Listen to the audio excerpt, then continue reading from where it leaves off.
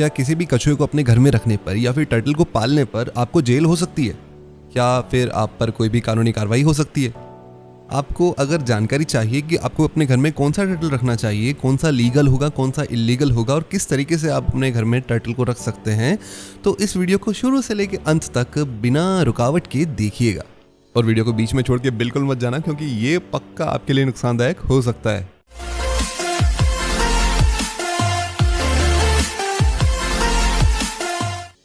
सबसे पहले एक बड़ा सा कंफ्यूजन जो हमारे अंदर होता है वो ये होता है कि टर्टल या टॉर्टोइज होता क्या है, फर्क क्या है इन दोनों में। चलिए जानते हैं। जो टर्टल होता है ना, वो स्विम करने के लिए, पानी के अंदर रहने के लिए, एम्फीबियन टाइप कह सकते हैं आप उसे, तो वो पानी में रहता है और पानी के बाहर भी रहता है। जबकि टॉर्टोइज जो होते हैं वो ज़मीन पर रहते हैं, वो पानी में नहीं रहते। तो अब आप ये डिसाइड कीजिए कि आपको टर्टल चाहिए या टॉर्टोइज। और क्योंकि टर्टल को या टॉर्टोइज को पालना इलीगल भी साबित होता है, तो इसीलिए पहले हम जानकारी लेंगे कि हम कौन से टर्टल्स इजीली अपने घर में रख सकते हैं, जिससे हमें इलीगल इश्यूज को भी सामना नहीं करना पड़ेगा। अब अगर आप अपने घर में टर्टल रखना चाहते हैं तो आपके लिए क्या क्या ऑप्शंस हैं, चलिए देखते हैं। पहले नंबर पर आता है रेड ईयर स्लाइडर टर्टल। एक कॉइन के जितने साइज से लेकर के 8 से 10 इंच तक आपको ये टर्टल देखने को मिल सकते हैं। आसपास के किसी भी पेट शॉप पर आप इसके बारे में पूछ सकते हैं, आपको ये अवेलेबल हो जाएंगे। बस आपको ये प्रॉब्लम देखनी पड़ेगी कि इसका साइज़ हमेशा छोटा नहीं रहने वाला है, ये बहुत ही बड़े हो सकते हैं, यानी कि ऑलमोस्ट 1 फीट जितने, यानी कि 12 इंच तक भी बड़े हो जाते हैं। तो इसीलिए इसे थोड़ा ओपन स्पेस चाहिए होता है। साथ ही साथ बास्किंग प्लेटफॉर्म की बहुत ज़रूरत होती है।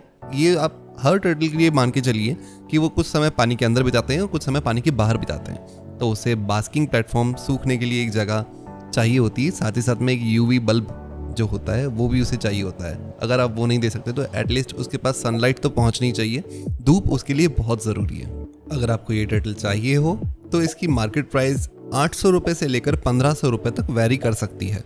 और बिल्कुल सेम जैसे ये रेड ईयर स्लाइडर टर्टल है, उसी तरीके से इसका चचेरा भाई यानी कि येलो बेलिड स्लाइडर टर्टल, जैसे रेड ईयर स्लाइडर में उसके कान रेड दिखाई देते हैं, वैसे ही इसमें इसका जो पेट है या इसका शेल है उस पर येलो स्पॉट्स होते हैं या फिर येलो कलर पाया जाता है, और इसकी बॉडी पे भी आपको येलो कलर दिखाई देता है, इसलिए इसे हम येलो बेलिड स्लाइडर टर्टल कहते हैं। अब इसकी जो कीमत है वो मार्केट प्राइस करीबन 2500 रुपये से लेकर के 3-3,500 रुपये तक भी जा सकती है।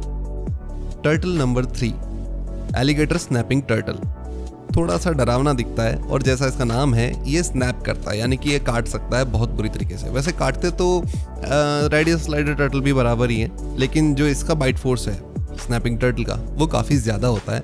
यहाँ तक कि जो फुल साइज़ का एलिगेटर स्नैपिंग टर्टल होगा वो आपकी उंगलियाँ काट कर अलग भी कर सकता है।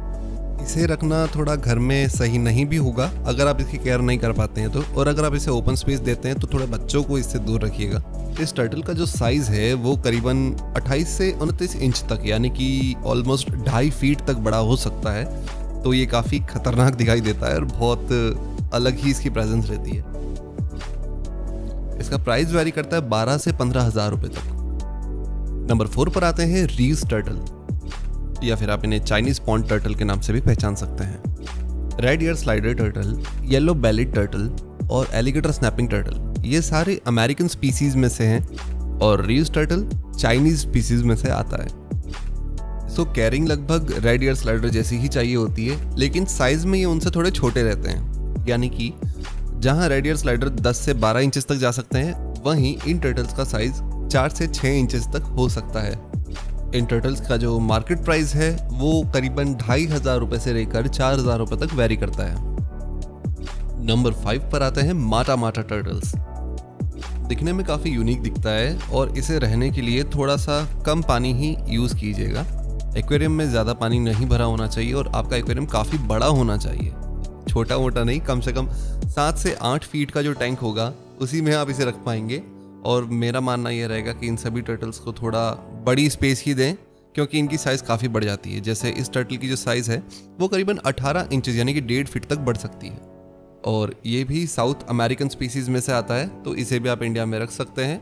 कीमत करीबन 15 से 20,000 रुपये तक इसकी वैरी करती है, और ये थोड़ा रेयरली ही मार्केट में दिखाई देते हैं। तो ये कुछ प्रजातियां हमने देखी जिन्हें हम इंडिया में लीगली रख सकते हैं, और इसे हम लीगल कैसे रख सकते हैं ये भी हम समझते हैं। क्योंकि इंडिया का वाइल्ड लाइफ प्रोटेक्शन एक्ट 1972 जो है वो हमें रोकता है। जो भी इंडियन स्पीसीज के जानवर हैं जो कि एंडेंजर्ड हैं, उन्हें हम अपने घर में नहीं पाल सकते, जिसमें आते हैं हमारे tent turtle, soft shell turtle और जिन्हें हम इंडियन स्टार टॉर्टोइस कहते हैं।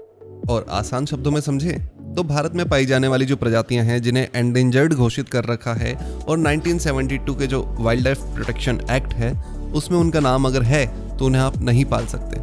और क्योंकि जो प्रजातियां मैंने आपको बताई वो Indian wild life protection act 1972 के अंतर्गत नहीं आती और ये नॉन नेटिव स्पीसीज है, तो आप इन्हें आराम से अपने पास रख सकते हैं। बस एक शर्त रहती है कि आपको इन पेट्स को जब ये बड़े हो जाते हैं ना, तो कहीं वाइल्ड में नहीं छोड़ना चाहिए या फिर कहीं भी ऐसी जगह नहीं छोड़ देना चाहिए जहाँ पर पानी वगैरह है और यहाँ की जो देसी जो प्रजातियाँ हैं हमारे देश की या फिर हमारे आसपास की, उन्हें ये खतरा पहुँचाए। तो इसीलिए अगर आप इसे पालना चाहते हैं तो पूरी जिम्मेदारी के साथ इसे अपने घर पे लेके आएँ, वरना इसे ना ही पालें।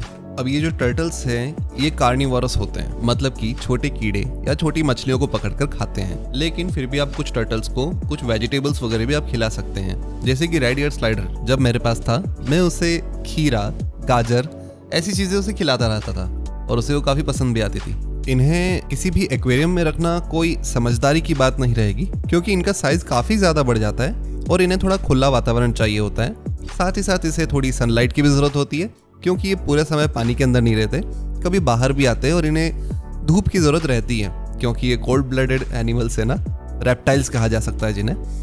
तो इनका जो ब्लड होता है इसका टेम्परेचर ये खुद मेंटेन नहीं कर सकते, तो इसीलिए जब ये पानी में जाते हैं ब्लड ठंडा होता है और जब इन्हें गर्म करना होता है ना अपने शरीर को, तब ये पानी से बाहर निकलते हैं और बास्किंग करते हैं। तो इसीलिए इसे सूरज की या फिर यूवी बल्ब की आवश्यकता रहती है। और किसी भी कांच के छोटे एक्वेरियम के बजाय आप इसे एक पॉन्ड बनाकर उसमें रखें तो वो ज़्यादा सूटेबल रहेगा इसके लिए। काफ़ी अच्छे से ये ग्रो करेंगे और काफ़ी हेल्दी लाइफस्टाइल जिएंगे।